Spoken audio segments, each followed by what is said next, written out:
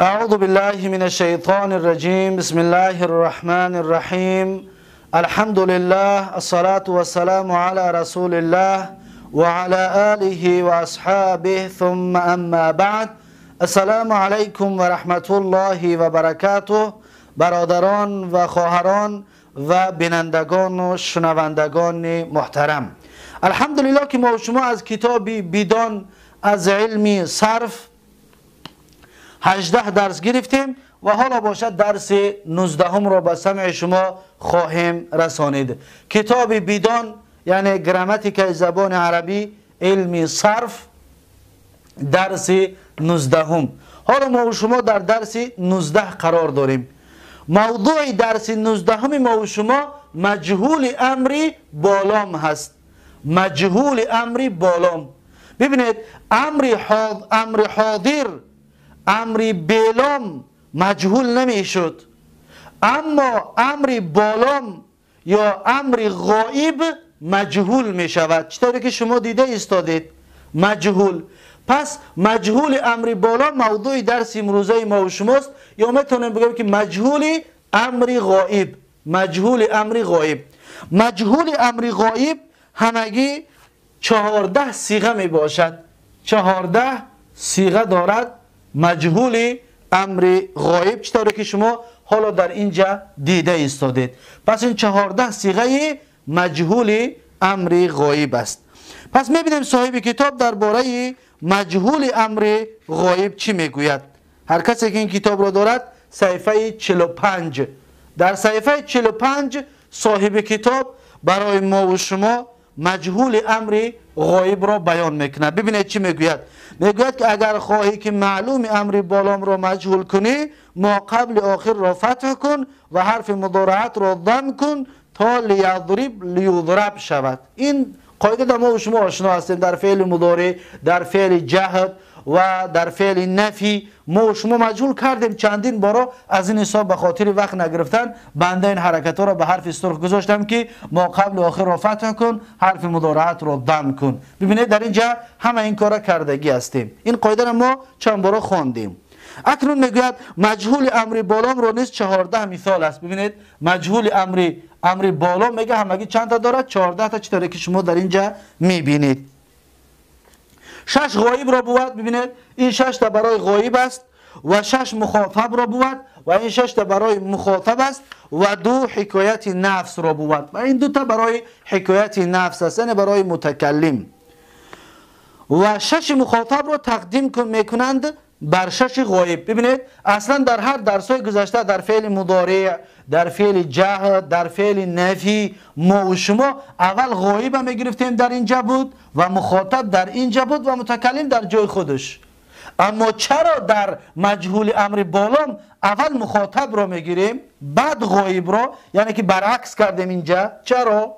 زیرا اینکه میگوید که مخاطب کسی است در پیشش خطابش میکنی، از این حساب اول مخاطب رو میگیریم. یعنی که امر بالام از پیش بودگی آدم شروع میشود، یعنی که یک گپ هایی که اونقدر فایده زیاد ندارد میشد که اول غایب بیارد بعد مخاطب رو بعد متکلم رو. اما چیزی که صاحب کتاب گفته است ما این را احترام میکنیم و با گفتهش می نویسیم. چطوری که شما میبینید اول مخاطب رو نوشتم، بعد غایب را و بعد متکلم را. اکنون به توضیحش میدراید. میگوید آن 6 که مخاطب را بود، 3 مذکر را بود و 3 مؤنث را بود. ببینید این 6 تا که برای کی؟ برای مخاطب. پیش از اون که این موضوع را شروع بکنم، اولا این لامی که در اولش مونده درس گذشته یادتون باشد، این لام را گفتیم لام مکسوره، نامش لام امر هست. لام امر وقتی در اول فعل مضارع می‌دراید، فعل مضارع دلالت به امر میکند، به طلب، به طلب کردن، و آخری حرف مضارعت را ساکن میکند یا نونهای امثله خمسه را از بین میبرد. این لام هنرش همین هست، آخرش ساکن میکند یا نونهای امثله را از بین میبرد. به مثل لم خواندگی بدیم، لم در فعل جهد. این لا هم به مثل آن همون عمل میکند. یکم مسئله. و دویم مسئله، حالا این مجهول است، ما شما معلومش را درس گذشته با تفصیل گرفته بودیم. خب میگذاریم به ترجمه کردنش. صاحب کتاب چی میگوید؟ میگوید که آن 6 که مخاطب را بود 3 مذکر را بود و 3 مؤنث را بود. آن 3 که مذکر را بود لتضرب، یکمش لتضرب. ترجمهش رو دقت بدید که ترجمه بالخصوص به زبان تاجیکی کردن بسیار مهم و بسیار رول اساسی را میبازد. میگوید که لتضرب ترجمهش گو تا زده شوی تو مرد، صیغه واحد مذکر مخاطب مجهول امر بالام. ببینید گو تا زده شوی تو مرد، این شاید برای بعضی فهمیدنش قیم باشد. به زبان ساده ما میگیم که لتضرب بگو تا اینکه تو شته بخوری، بگو تا اینکه تو شته بخوری، بگو تا اینکه تو شته بخوری. ان همین به زبان تاجیکی هست ترجمهش. اما به فارسی میگوید گو تا زده شوی، یعنی بگو تا اینکه زده شوی تو مرد. این یک کس. دو کس باشه چی؟ لتضربه، دو کس مخاطب یعنی تثنیه می شود لتضربه. ترجمهش گو تا زده شوید شما دو مرد، صیغه تثنیه مذکر مخاطبین مجهول امر بالام. یعنی که باید شما بگو تا اینکه شما دو کس شته بخورید. پس این معنایش است، بگو تا اینکه شما دو کس شته بخورید. لتضربه. جمعش باشد لتضربو، جمع مخاطب مذکر می شود لتضربو. ترجمهش گو تا زده شوید گو تا زده شوید شما همه مردان، صیغه جمع مذکر مخاطبین مجهول امر بالام. بگو تا اینکه شته بخورید شما همه مردان. ببینید شما همه مردان، زیرا که این مخاطب هست. با همین سه تا مخاطب، سه تا مذکر مخاطب به آخر رسید. صاحب کتاب میگه اون سه که مؤنث را بود. اکنون این سه تا را توضیح دادن شروع میکند. چی میگوید؟ میگوید که لتضربی، لتضربی ترجمهش گو تا زده شوی تو زن، صیغه واحده مؤنث مخاطبه مجهول امر بالام. لتضربی بگو تا اینکه زده شوی تو ای زن، بگو تا اینکه زده شوی تو ای زن، مجهول امر چی؟ مجهول امر بالام، یک زن. اگر دو تا باشد میگیم لتضربه.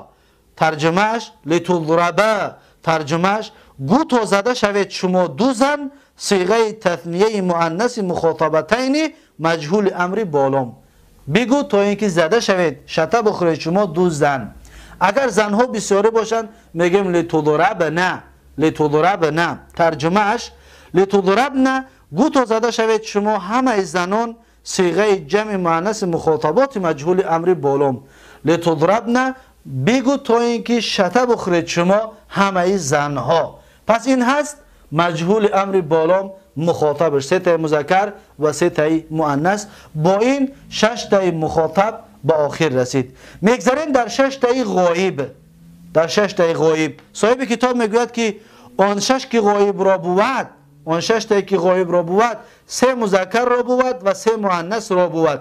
آن 3 که مذکر را بود، این 3 تا اکنون بیان میکند. میگوید آن 3 که مذکر را بود لیضرب، لیضرب. ترجمهش گو تا زده شود وی مرد، صیغه واحد مذکر غایب مجهول امر بالام. یعنی بگو تا اینکه شته بخورد وی مرد، مجهول امر چی؟ امر بالام، یک مرد. اگر دو کس باشد میگیم لیضربه.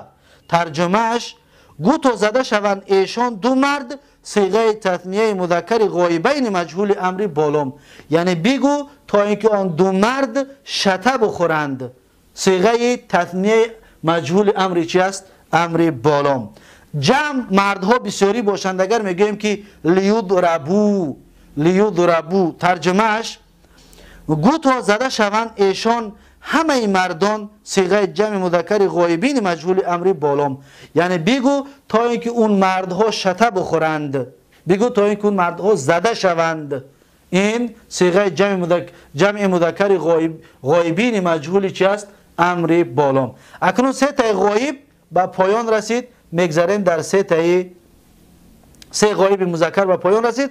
میگذاریم در 3 غایب مؤنث. در 3 غایب مؤنث چی میگوید؟ میگه که اون 3 که مؤنث را بود، اکنون صاحب کتاب این را بیان میکند. میگه این 3 تا که برای مؤنث است، یکمش لتضرب، لتضرب. ترجمهش گو تا زده شود وی زن، صیغه واحده مؤنث غایبه مجهول امری بالام. یعنی بگو تا اینکه شطه بخورد آن زن صیغه واحده مجهول امری بالام. بعد از این لتضربه اگر دو زن باشد میگیم لتضربه، ترجمهش گو تا زده شوند ایشان دو زن صیغه تثنیه مؤنث غایبتین مجهول امر بالام. یعنی بگو تا اینکه آن دو زن شطه بخورد. و این بود دویمش. جمعش، جمع غایباتش، جمع مؤنث میگوید که لیضربن، لیضربن، ترجمهش گو تا زده شوند ایشان همه زنان صیغه جمع مؤنث غایبات مجهول امر بالام. یعنی بگو تا اینکه شطه بخورن اون زنها همهشان صیغه غایبات مجهول امر بالام. با این 6 تا غایب همچنین به پایان رسید با ترجمه هایش. اکنون بگذاریم در 2 تا متکلم. صاحب کتاب میگوید که آن دو که حکایت نفس را بود، آن 2 تا که برای متکلم است، یکمش لأضرب. لأضرب ترجمهش گو تا زده شوند من، گو تا زده شوند من مرد یا زن صیغه واحد متکلمی مجهول امر بالام. گو تا زده شوم یعنی بگو تا اینکه من شطه بخورم، بگو تا اینکه من شطه بخورم، بگو تا اینکه من زده شوم، صیغه واحد متکلمی، صیغه واحد متکلمی مجهول امر بالام. اکنون صیغه جمعش چی؟ متکلم مع الغیر. اگر 2 کس زیاد باشن، 2 کس از 2 کس زیاد باشن میگن لنضرب. ترجمهش گو تا زده شویم ما همه مردان و یا همه زنان صیغه متکلم مع الغیر مجهول امر بالام. لنضرب گو تا زده شویم ما همه مردان، بگو تا اینکه شطه بخوریم ما همه مردان، زده شویم ما همه مردان. پس این هست ترجمه و بیان این 14 صیغه امر غایب، مجهول امر غایب یا مجهول امر بالام. و این هست درس 19 ما و شما. اکنون این 14 صیغه را یک بار یک جا تکرارش میکنیم برای در ذهن منشستن. اما اول مخاطب را میگوییم، بعد غایب را، بعد متکلم را. از این حساب دقت بتید. میگیم لتضرب، لتضربا، لتضربو، لتضربی، لتضربا، لتضربن، لیضرب، لیضربا، لیضربو، لتضرب، لتضربا، لیضربن، لیضرب، لنضرب. این شد 14 صیغه‌اش. اکنون حالا ما استخرج یستخرجو را اگر بگیریم، پس به مثل همین اول مخاطب را میگیم لتستخرج، لتستخرجا، لتستخرجو، لتستخرجی، لتستخرجا، لتستخرجن، لیستخرج، لیستخرجا، لیستخرجو، لتستخرج، لتستخرجا، لیستخرجن، لیستخرج، لنستخرج. 14 صیغه‌اش. یعنی گو تا اینکه طلب برآمدن کند، لتستخرج یعنی گو تا اینکه طلب برآمدن کند وی مرد.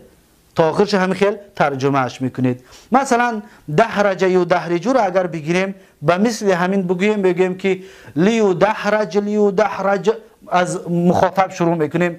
لتدحرج، لتدحرجا، لتدحرجو، لتدحرجی، لتدحرجا، لتدحرجن، لیدحرج، لیدحرجا، لیدحرجو، لتدحرج، لتدحرجا، لیدحرجن، لیدحرج، لندحرج. پس معناش لتدحرج مخاطب مذکر واحد مخاطب. پس میگیم لتدحرج یعنی بگو تا اینکه جر بکند وی مرد، تا اینکه جر کرده شود وی مرد، بگو تا اینکه جر کرده شود وی مرد. پس همین طور ترجمه تا به آخرش را بیان میکنید و از خود میکنید و همین طور هر فعلی که مجهول امر بالام آمد همین طور ترجمه کرده می شود. پس این هست درس 19 ما و شما از کتاب بدان از علم صرف. امیدوار هستم که از این درس ها فایده به دست آورده باشید و در اینجا این درس 19 رو به پایان میرسانم و تا درس آینده یک شما رو به الله تبارک و تعالی میسپارم. هر کجایی که باشید سلامت و سربلند و موفق باشید. السلام علیکم و رحمت الله و برکاته.